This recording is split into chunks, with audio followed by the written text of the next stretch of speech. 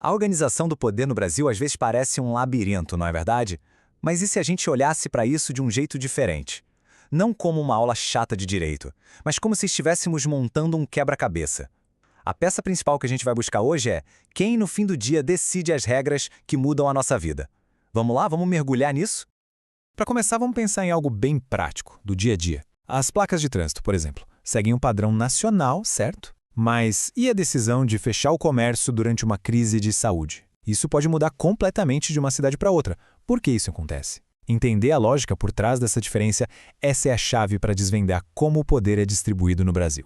E a resposta para esse quebra-cabeça, ela está na base de tudo, sabe? Na planta baixa do nosso país. O Brasil é uma federação. É uma palavra que a gente ouve o tempo todo, mas o que ela significa de verdade na prática? Então, uma federação é, na sua essência, um grande pacto. É uma união que não pode ser desfeita, que está selada pela Constituição e que divide o poder de governar entre um centro e as partes que formam esse todo. A palavra mais importante aqui, sem dúvida, é indissolúvel. Nenhuma parte pode simplesmente decidir sair. O laço é para valer. E quem são os membros dessa família federativa? Bom, o artigo 18 da Constituição apresenta para a gente os integrantes. Primeiro, a União, que é o governo central.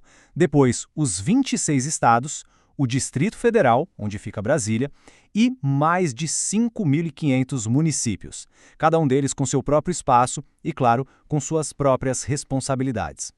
Agora atenção, porque este é um ponto crucial. A diferença entre autonomia e soberania. Pensa assim, ó.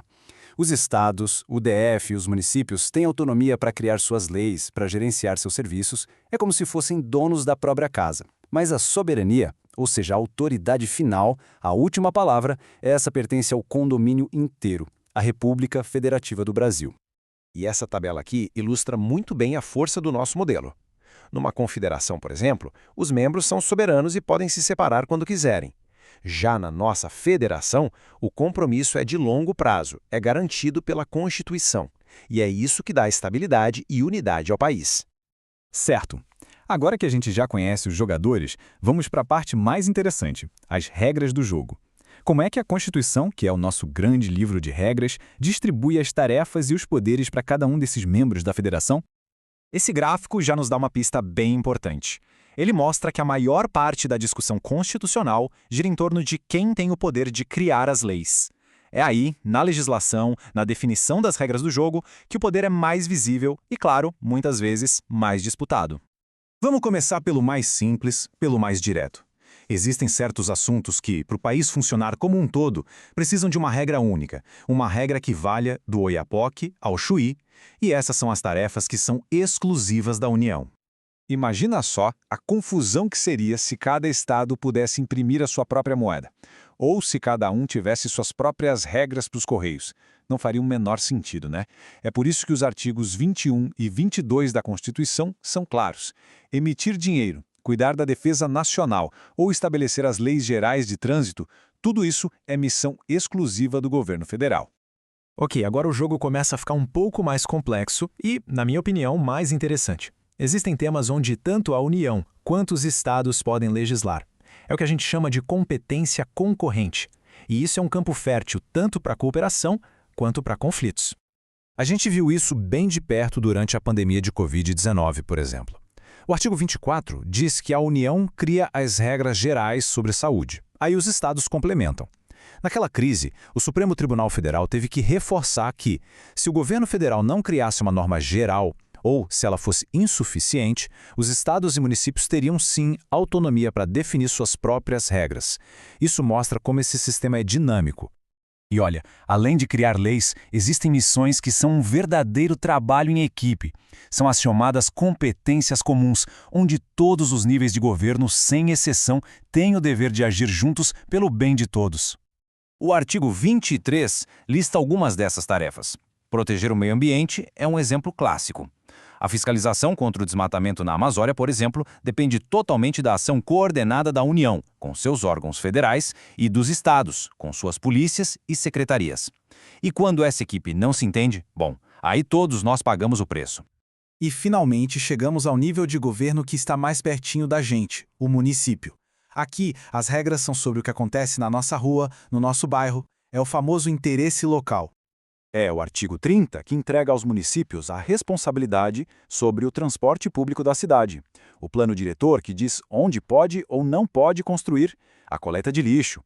Lembra da pergunta lá do começo sobre o posto de saúde? As regras de funcionamento dele são um exemplo perfeito da atuação municipal, bem ali, colada no cidadão. Sabe, todo sistema complexo precisa de uma válvula de escape, um botão de emergência. E a nossa Constituição tem. Ele foi criado para situações extremas, situações em que a própria integridade da federação está em risco. A pergunta é forte, eu sei, mas e se um Estado decide não cumprir uma ordem judicial? E se a segurança pública entra em colapso total? Ou se os direitos humanos são gravemente violados? O sistema precisa ter uma resposta para isso.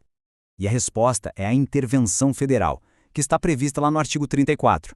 É uma medida drástica, um último recurso mesmo. A autonomia do Estado é suspensa, temporariamente, para que a União restaure a ordem. É algo tão sério que é raramente usado. A gente viu acontecer na segurança pública do Rio de Janeiro em 2018, e isso só mostra o peso de uma decisão como essa. Bom, depois de montar todas as peças desse grande quebra-cabeça da União aos municípios, a gente chega à pergunta fundamental. Por que, afinal de contas, tudo isso importa no nosso dia a dia? Importa, e muito, porque essa arquitetura de poder, que às vezes parece uma coisa tão distante, é o que decide se a vacina chega ao posto de saúde, se a escola do bairro vai receber verba ou se vai ter fiscalização para impedir um crime ambiental. Entender quem é responsável por cada coisa é a principal ferramenta que a gente tem para saber de quem cobrar resultados. E assim a gente fecha a nossa análise. O federalismo brasileiro vive nessa tensão constante, quase um cabo de guerra. De um lado, a necessidade de ser um país único coeso. Do outro, a importância de dar autonomia para cada localidade cuidar das suas particularidades.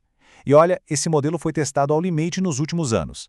A grande questão que fica no ar para a gente refletir é: será que esse equilíbrio que foi desenhado há mais de 30 anos ainda consegue responder aos desafios gigantescos que o Brasil tem pela frente?